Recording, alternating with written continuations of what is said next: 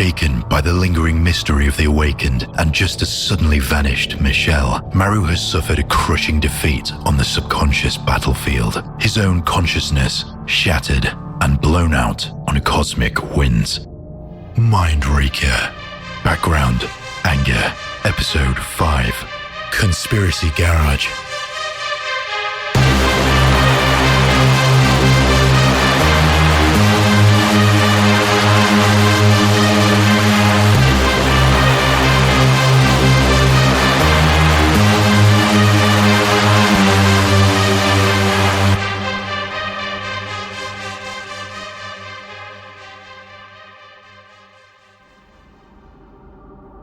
All of these parts create a whole. All of these thoughts create a whole. What is the narrative? Where does the story unfold? The mind is the container of a universe too small.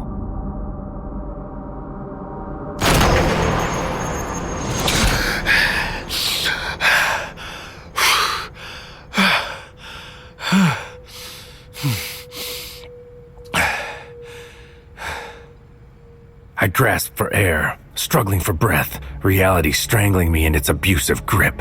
An exchange of numbers, mind for matter, spirit for wine. Who am I? Where am I? The revelation of emptiness, the threat of non-existence.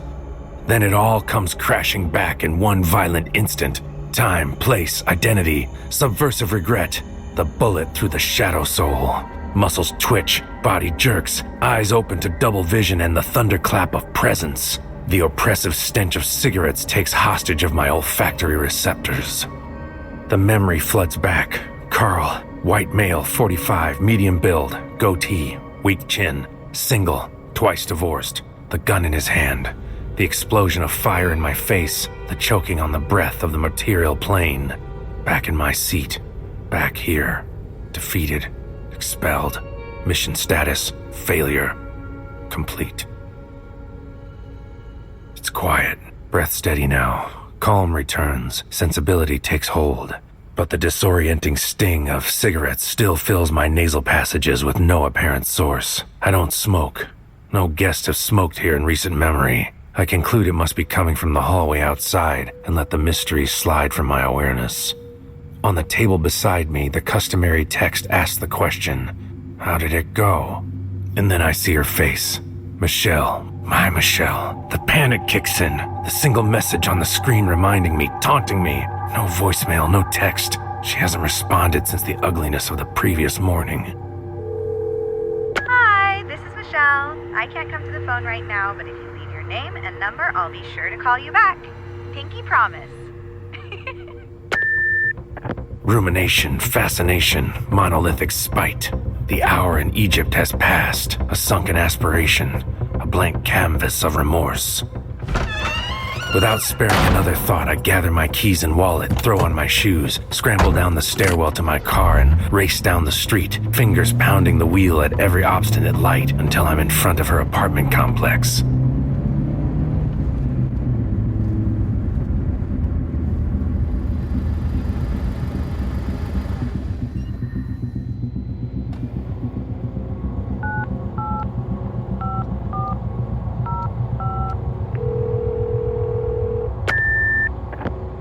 I dial her number from the call box, no reply. Then a shot of luck from the dark. Someone enters the complex. I follow them in and make my way directly to her apartment and knock on the door, gently at first, then louder, my impatience and worry demanding a response. But my demands are ignored. There is no response. A neighbor cracks their door and looks out. I turn away and walk down the hallway, only to return once the spying eye has retreated back into its safety crack. For a while, I simply wait, no more knocking. I stare at my phone, a fault line of arrogance, mumbled contradictions, and meaningless tweets. The screen mocks and sticks out its backlit tongue.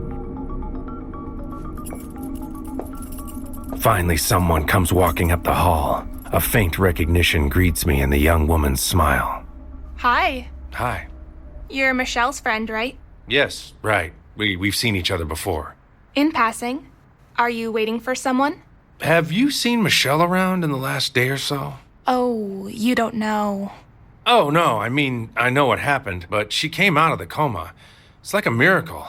Oh my god, that's great news. I'm so glad to hear it. She's already out of the hospital, that's why I'm here. I was checking in to make sure she's okay.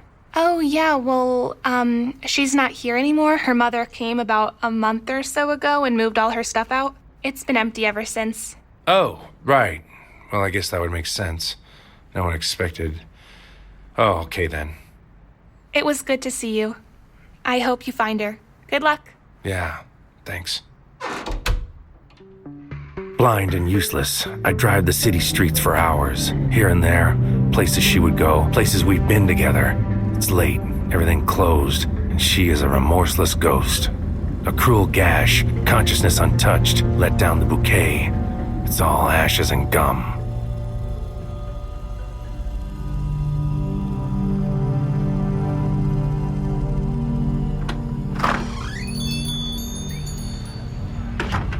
Jesus, man, you okay? You look terrible. Was it the mission again? I'm fine. Couldn't sleep last night. Did you find anything out about Michal? Nothing yet. We sent agents to the hospice, her apartment, her last known place of employment. Nothing. No one's seen or heard from her. This just doesn't make sense. You had better prepare yourself to accept the fact that she may have been compromised, soldier. There's a good chance it has something to do with her sudden recovery. We all want the best for her, but... The thought had already occurred to me. Sorry you have to endure this, Maru. I know from your files how much she meant to you. It's an ugly war. Thanks, I guess. And in war, we have battles. How did the mission go? I got in this time, but the invader blew me out. Haven't had that feeling in a long time. God, my head is still pounding. At least you got in. We've decided to go in a different direction with this one. A new target, close associate of the previous target. We suspect they're working together. On the inside or the outside? Both, we think. And that's what we want you to find out. He reaches down into his briefcase and removes the envelope, slides it across the table and under my fingertips. Good luck. A combination of thirds. The shrink wrap goes on tight. Actions have two meanings, born in celestial light.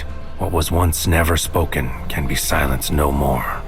Enshrouded in Neverland, two players on the board. Bishop to rook, bishop takes rook. The high quarter, disintegration of time, push back at reality's door.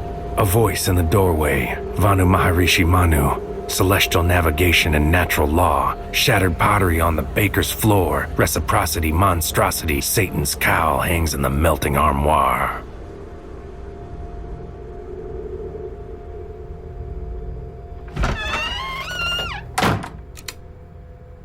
Sometimes there's a rhyme in the meaning. Sometimes the words take a twist. A bullet in the parapet. Closed trap, mouth shut. The air stirs dissent. That familiar status. Vacant and cream, loneliness. The liar's forge. Too many don't say I love yous. Just waves crashing on the beach. Eating away at the coastline. Reshaping the sculpture. Recasting the view. Remove my phone from my pocket. See the missed call and voicemail alerts on the screen. Michal. The other one, African-American, single, never married. A gasp clenches my gut as I open the message and listen. Hi.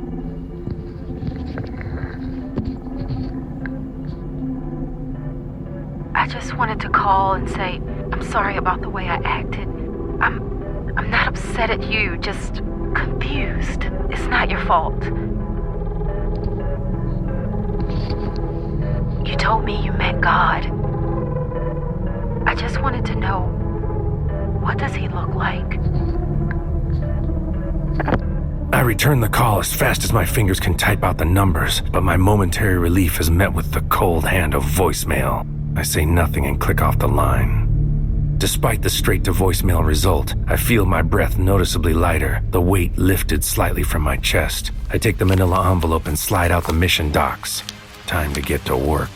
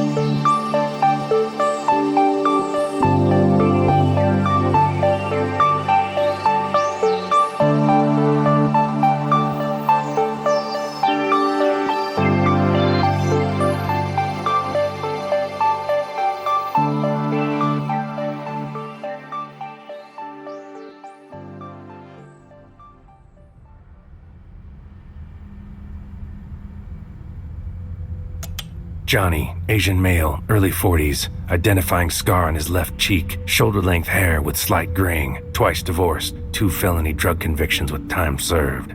The target. I gather the information, take the seat and say the word. Consciousness transcends the relative, locks onto the other. 3 fields in 4 dimensions, the missile in mourning, divided, set free. Vimata Mandala, the twisted corpse, samadhi of pain. Divide the relative by the absolute, step through the gate, the abstract manifests.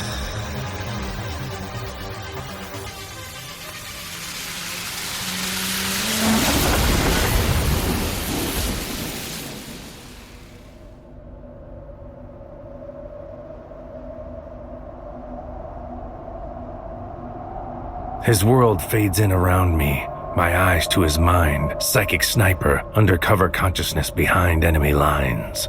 Into visible light, feet on the ground, the invisible ray. A chain-link fence runs the length of the long street ahead of me. Sun-baked patches of grass and dirt along the shoulder of the road. An empty lot swallows the landscape beyond the fence. Towering skyscrapers shimmer like afterthoughts in the distance, the ghost of some downtown impression trying to be what it should. Gravel and dust grind and spit under my steps as I walk toward a rusted and ramshackle garage on the other side of an intersection up ahead. The heat is cruel and filled with hate. I am exposed on the open road as I approach. No hope for surprise, no chance for the drop. I affect a casual demeanor in my stride. My shadow keeps pace in my peripheral vision, burned into the earth by the blue haze of the partially eclipsed sun.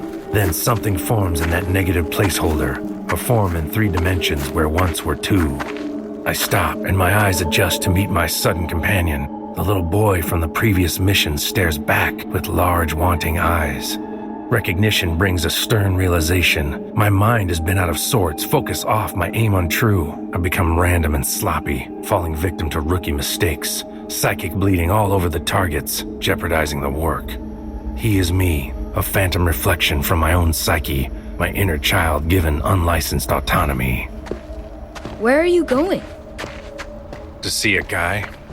Is he your friend? No, we've never met. Is he a scary guy? Could be. Are you afraid? No. Why not? What if he kills you? He can't kill me. Why not? He just can't, that's all. Is he in that scary building? Not sure. That's what I'm here to find out. I'm gonna need you to get out of here, kid. But I don't have anywhere to go. You brought me here. We stop across the street from the garage. I look the kid in the eyes. I feel it again. That feeling like I've been here before. Like I've told myself these same words in this same place before. Okay then. How about you help me out? How does that sound? Okay, I guess. What do I do? I'm going to go over to that building and look around. I need you to stay here and be my lookout in case anybody comes. Think you can do that? I think so, but what do I do if I see someone coming? Yell as loud as you can. You a good yeller? Sure.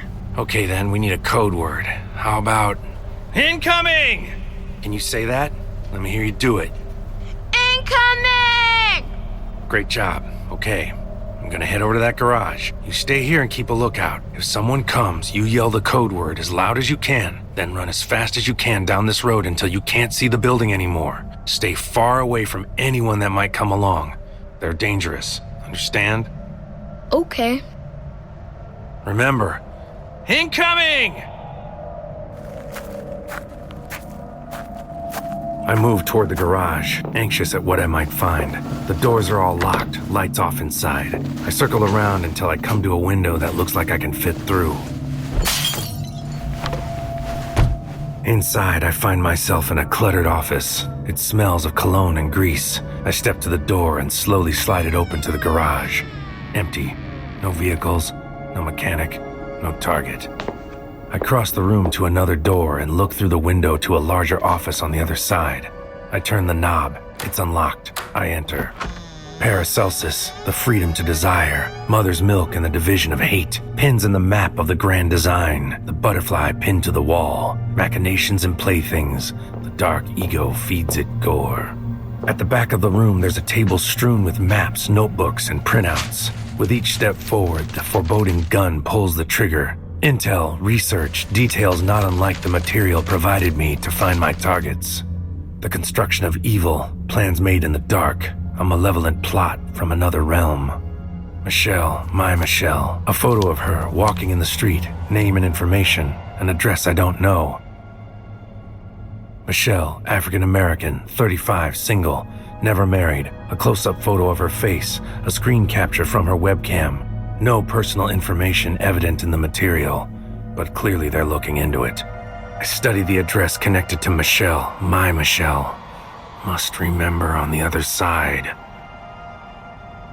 Incoming! Incoming! The shrill voice cuts through me, wither and coarse. I write the part, mechanical bloom on the terra facade, consciousness approaching from the east.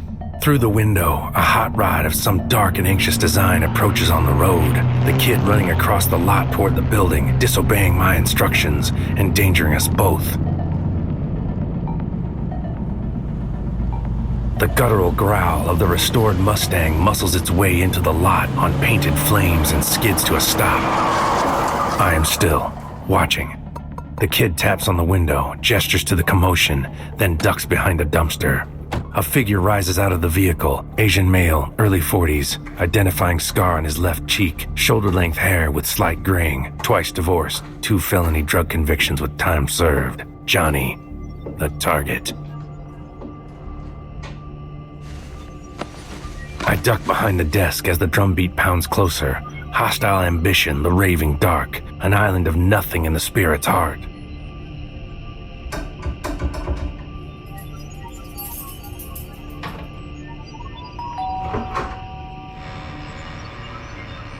The taste of what is good, the weight of choice, the weight in satisfaction, suffering and muted tones, a universal registry. The slow rolling out of beats, no breath in my lungs. The target steps across the room and out into the garage. The moment strikes like midnight, warning siren on blast. He has their information. He's on the hunt. I have to stop him here and now. This may be my only chance. I know what to do. That foul utterance. A soul-twisting snipe. The only path to freedom from this ever-darkening tunnel of despair. The death mantra. I move forward toward the open door to the garage, and at once the entrance swings open. It's the kid. I see the figure swing back. Light strikes gunmetal in his hand. I'm already mid-stop in the doorway, no time. In the instant I begin to hear the blast from the gun, I make my move. Spontaneous combustion of the soul, spirit on ejector seat, synaptic bailout, emergency escape. I throw my consciousness into my childish self. A flash of tie-dye energy blinds my displaced senses. The image reappears from another angle. I watch my grown-up self crumple to the floor like an empty sock. Then I see him, the target gaining in the doorway, gun muzzle aimed right at me. I speak the word on high-pitched strings, ignite the whirlwind, a spark from the rock, the fist of judgment on vibrato strings. In solo connect!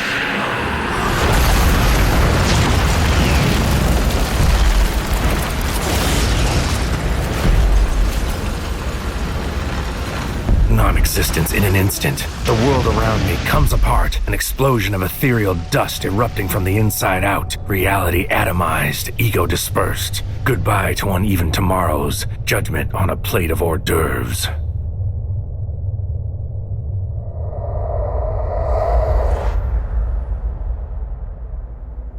Before I can even perceive my own identity, I taste the vomit coming up in my throat, the shock of the real, the sickening strike of the now, butcher's blade, fine trimming the eternal.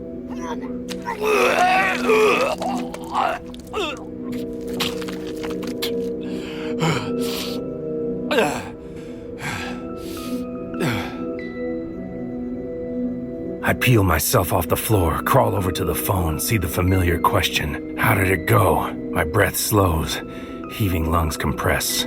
I send the reply. Mission accomplished. Target terminated.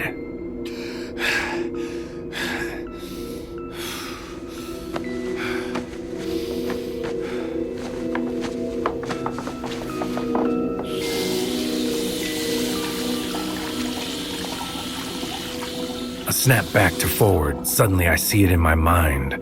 The name, Michal, an address. What was the address? Focus.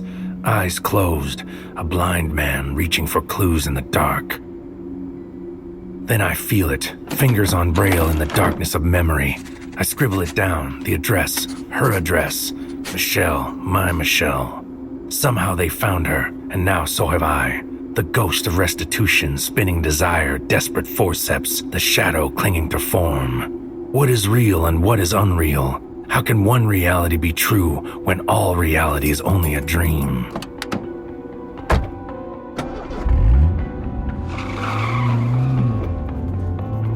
I'm already on the road as I punch the address into maps. 92312, somewhere near Barstow. Into the night I fly.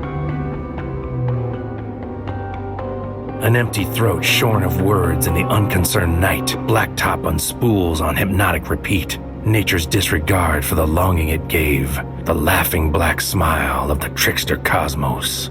The sun is lifting its veil from the cold horizon as I finally near my destination. Dust sweeps the land with its liar's haze. Post-mortem conversation with the moon. From the open freeway, I meet a disagreeable dirt road. We trade barbs for a stretch until a home appears at the top of a hill in the distance. A winding discord, the climactic expanse. Closer on, I see black curtainless windows staring back with a dead man's gaze. The lifeless countenance counters my hope.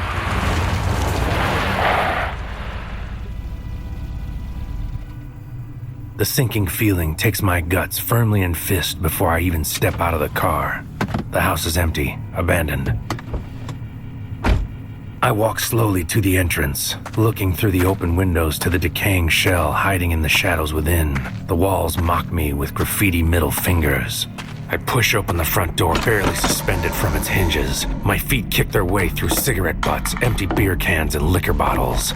Finally, in the back of the house, spray painted in crooked black letters across an empty wall, I find the message. She's already dead.